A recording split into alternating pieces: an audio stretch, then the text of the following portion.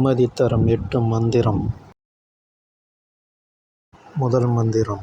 கோபப்படுத்தும்போது மௌனமாய் இருங்கள். இரண்டாம் மந்திரம். விலக்கி வைக்கும்போது சற்று விலகியே இருங்கள். மூன்றாம் மந்திரம். பெருமைப்படுத்தும்போது துள்ளி எழாமல் இருங்கள். நான்காம் மந்திரம். உதாசீனம் படுத்தும்போது உடைந்து விடாமல் இருங்கள். ஐந்தாம் மந்திரம். அவமானப்படுத்தும்போது சிறிதும் அழாமல் இருங்கள்.